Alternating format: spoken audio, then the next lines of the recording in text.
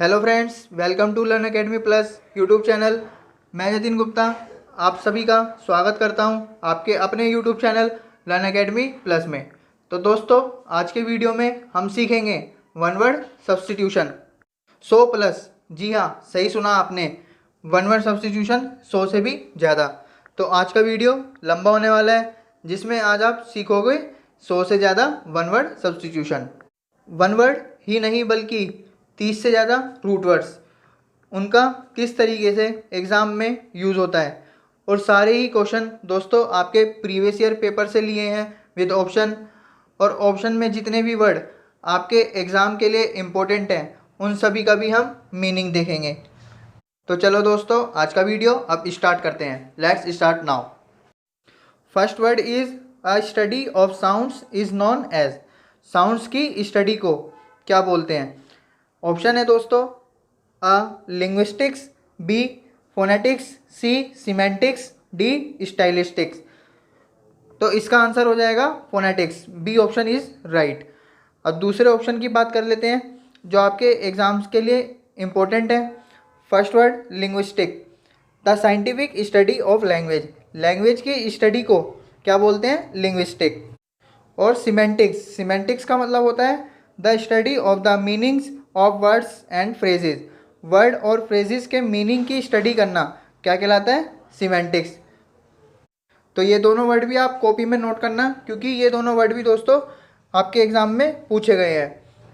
और root word है आपका फोनेनिन। फोनेनिन का मतलब होता है साउंड, जिससे आपका आंसर फोनेटिक्स वर्ड बनाए। तो आप रूट वर्ड भी साइड में नोट करते रहना, ताकि इससे अगर दूसरा वर्ड भी कोई बन के आता है तो आप आसानी से उसे सही कर सको। Second one word, to reduce to nothing. Option A null, B annul, C लल, डी कल।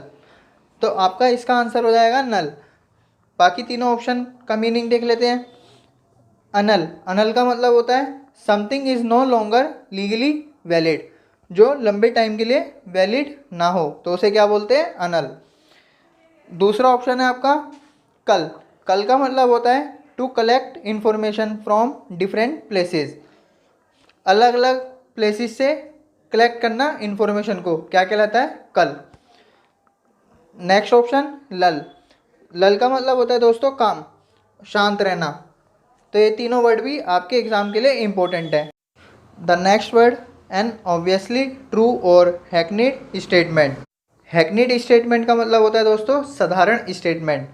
Option laconic, imagism, D truism, D सिनोलिज्म।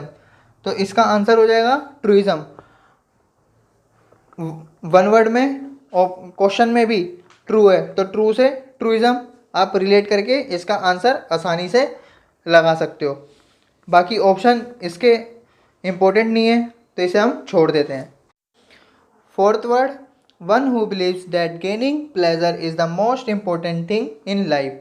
Option hedonist, B pessimist, C misanthropy, D philistine. तो आंसर है दोस्तों आपका हेडोनिस्ट।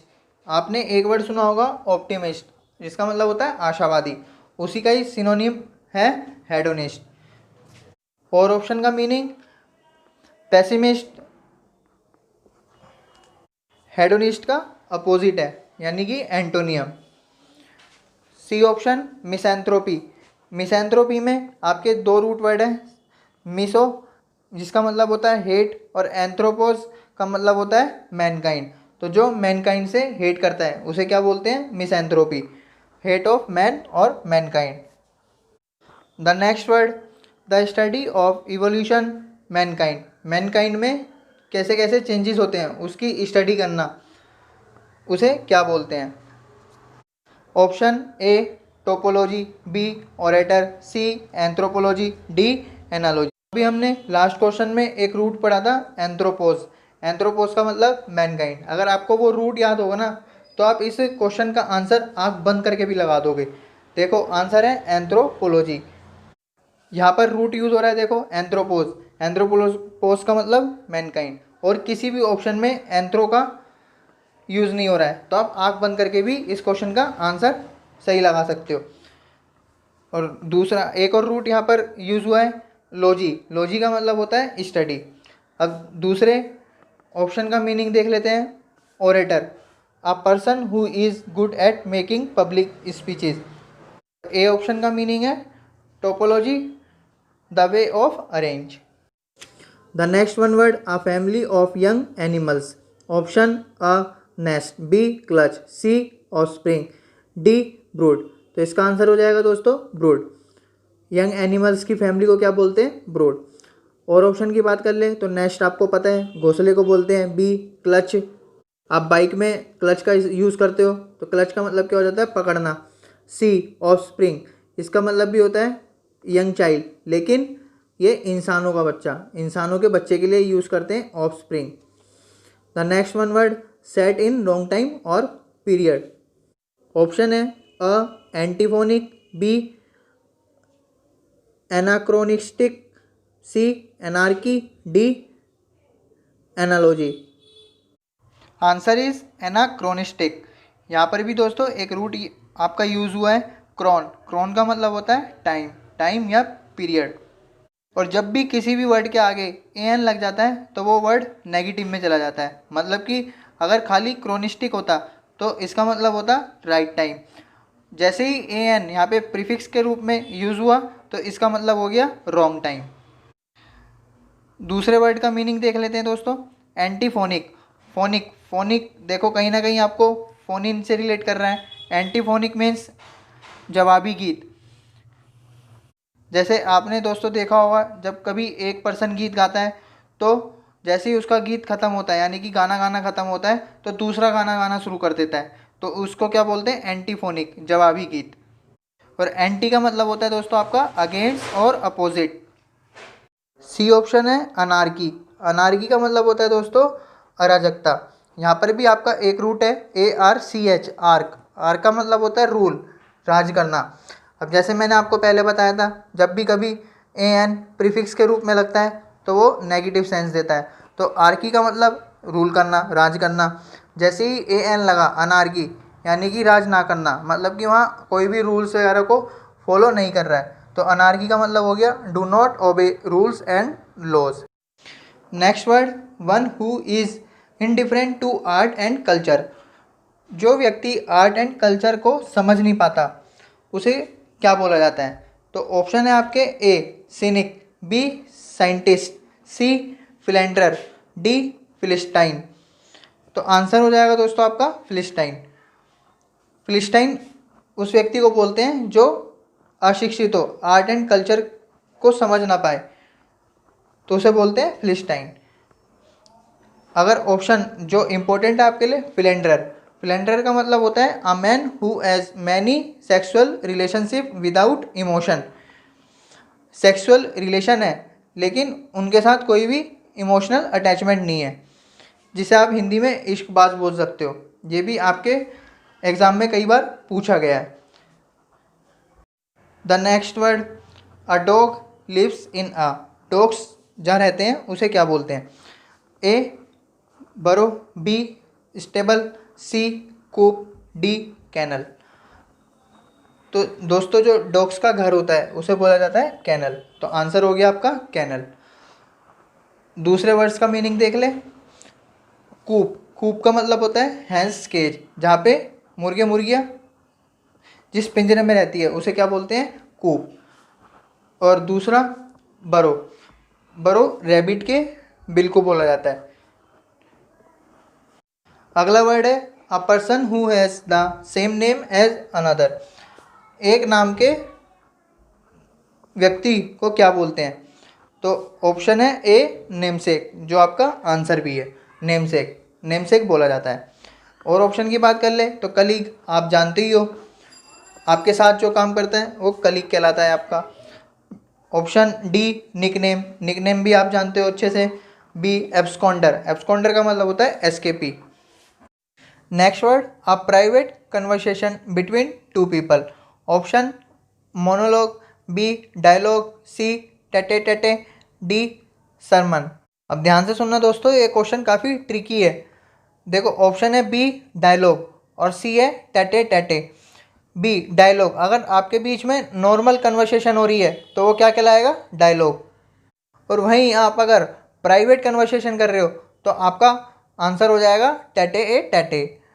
अब दूसरे ऑप्शन की बात कर ले तो मोनोलॉग। मोनोलॉग में रूट है मोनो, मोनो का मतलब होता है सिंगल, तो monologue means a long speech by one person.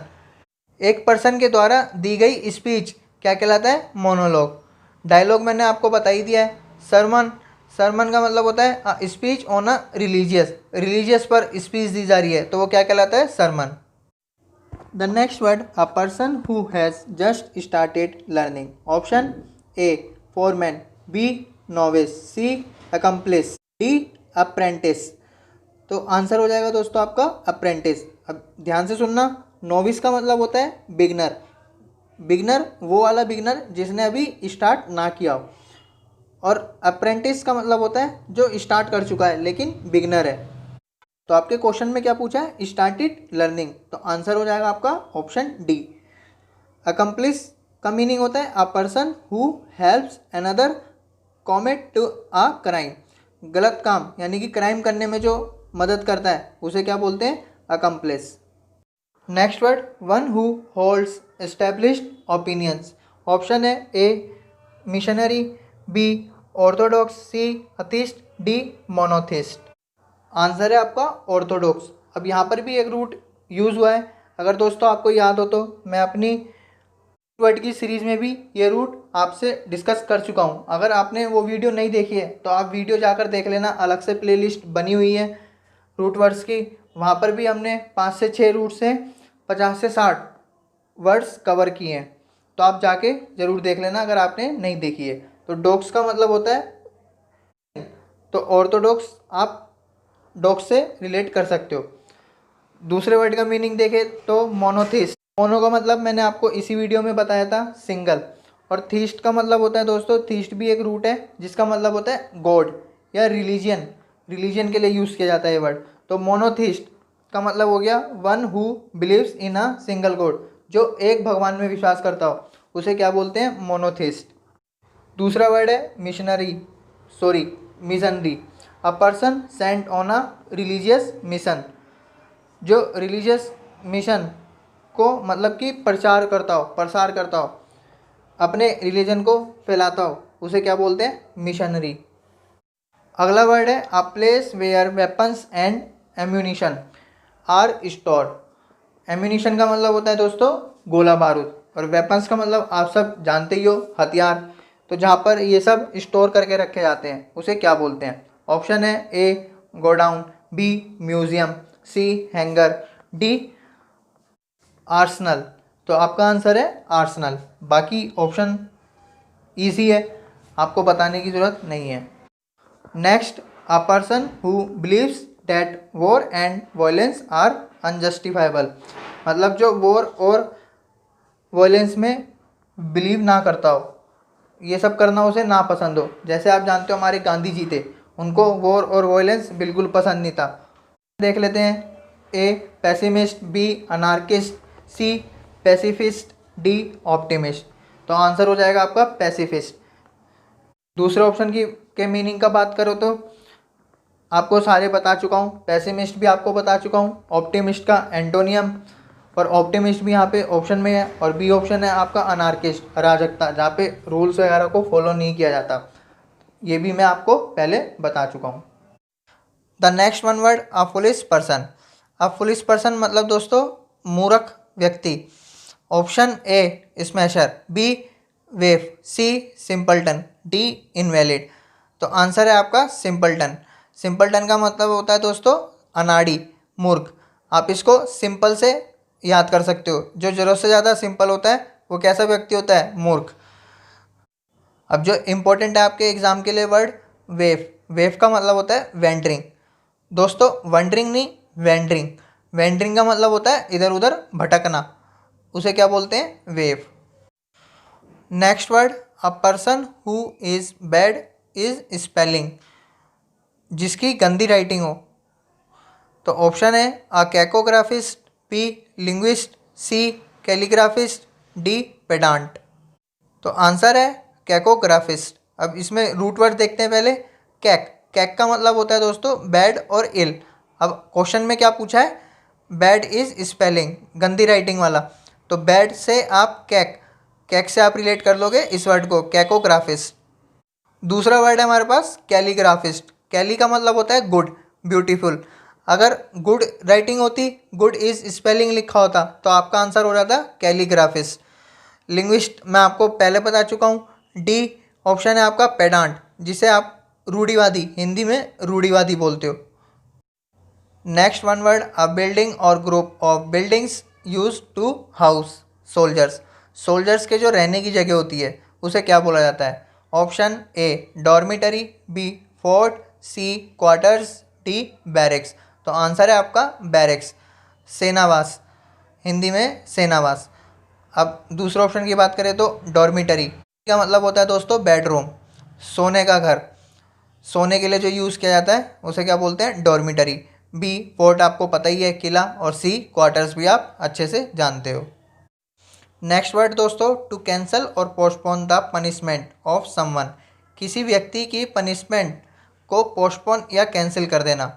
Option है ए रिप्राइव, बी ट्रांसलूसेंट, सी ओपेक, डी ट्रांसपेरेंट। तो आंसर है आपका रिप्राइव। किसी की पनिशमेंट को पोस्टपोन या कैंसिल करना क्या कहलाता है? रिप्राइव। अब ट्रांसलूसेंट का मतलब ट्रांसपेरेंट, क्लियरिटी। यहाँ पर भी एक रूट है दोस्तों, LUC, ल्यूक। ल्यूक का मतलब होता है लाइट या क्लियर। दूसरा वर्ड ओपेक, ओपेक का मतलब नॉट क्लियर। ट्रांसपेरेंट का भी सेम मीनिंग है जो ट्रांसलूसेंट का मीनिंग है। Next word, a person who believes that war and violence are justifiable. अब पहले तो दोस्तों हमने पढ़ा था जो वॉर और वायलेंस को अनजस्टिफाइबल यानी कि पसंद नहीं करता है, अनजस्टिफाइबल है। अब पढ़ रहे हैं justifiable. Option A pessimist, B anarchist, C pacifist, D warmonger. Pessimist भी आपको बता चुका हूँ दोस्तों, अनार्किस्ट भी आपको बता चुका हूँ, और पैसिफिस्ट भी आपको पता है जो अनजस्टिफाइबल हो वॉर और वायलेंस के लिए। तो वॉर और वायलेंस के लिए जो जस्टिफाइबल है वो बोलते हैं, उसे बोलते हैं वॉरमोंगर। तो वॉर से आप इसे याद रख सकते हो। दोस्तों चैनल को सब्सक्राइब करना ना भूलें अगर आप इस चैनल पर नए हो तो। Next word, an event causing sudden damage or suffering. Option A anastrophe, B apostrophe, C catastrophe, D antistrophe. तो आंसर है आपका कैटेस्ट्रॉफी। यहाँ पर भी एक रूट वर्ड है कैटा। कैटा का मतलब होता है रॉन्ग, इन्फीरियर या डाउन, या किसी भी तरीके का डैमेज होना, तो क्या कहलाता है? कैटेस्ट्रॉफी। तो आंसर हो जाएगा आपका catastrophe. Next word, a poem of serious reflection typically a lament for the dead.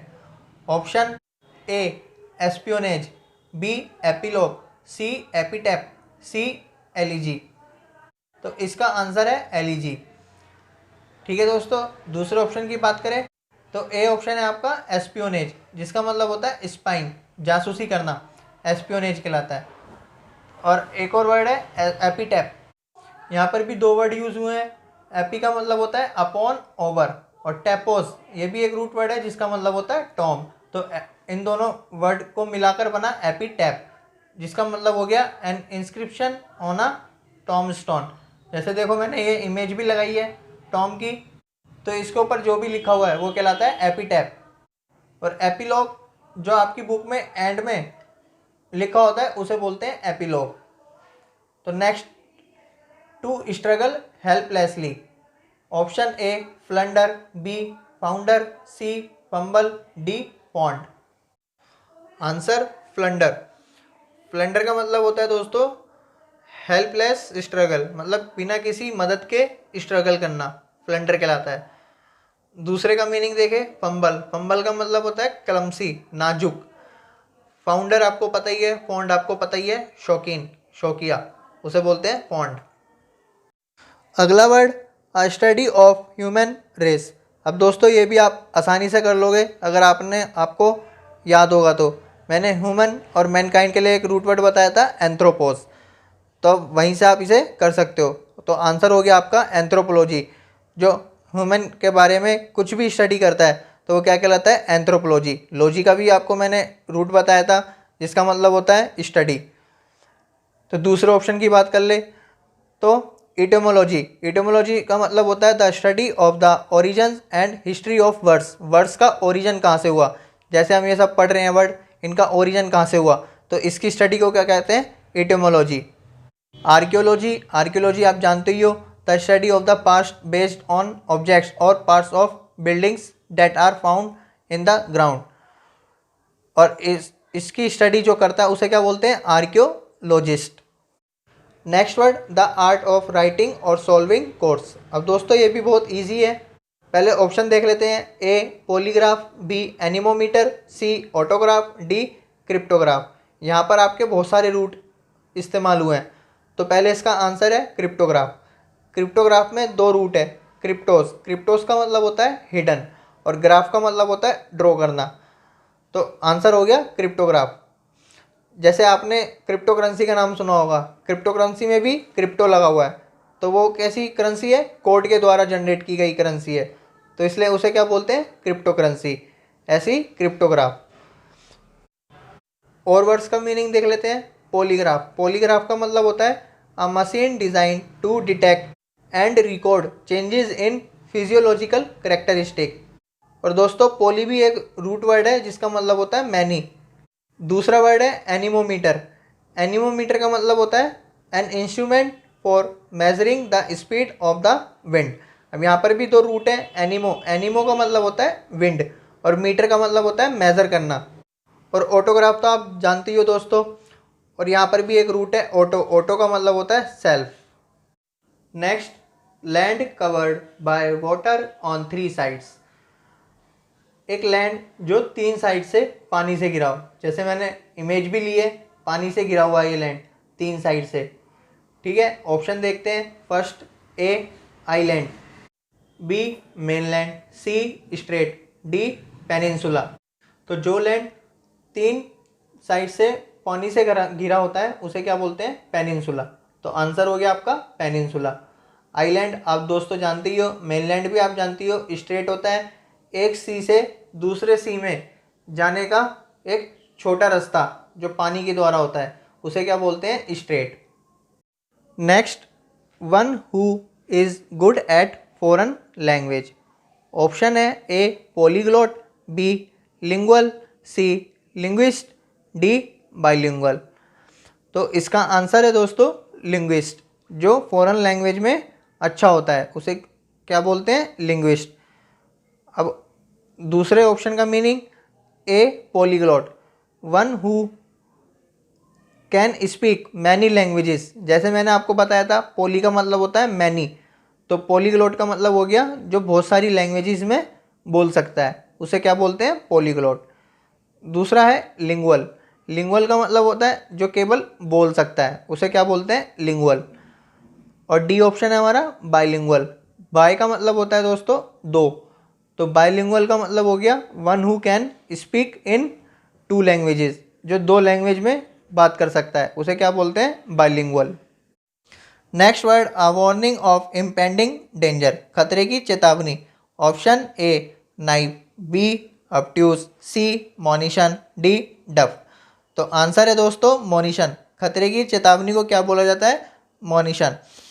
दूसरे ऑप्शन के मीनिंग की बात करें तो ए नाइफ। नाइफ का मतलब होता है नोविस। नोविस मैं आपको पहले भी बता चुका हूँ, बिगनर, जिसने अभी स्टार्ट ना किया हो। दूसरा ऑब्ट्यूज। ऑब्ट्यूज का मतलब होता है बोवाइन, मंदबुद्धि, जिसे आप हिंदी में बोलते हो मंदबुद्धि, मतलब कि मूर्ख। और वही मतलब डफ्ट का है। डफ्ट और ऑब्ट्यूज दोनों सिनोनियम है। Next one word love for Chinese culture.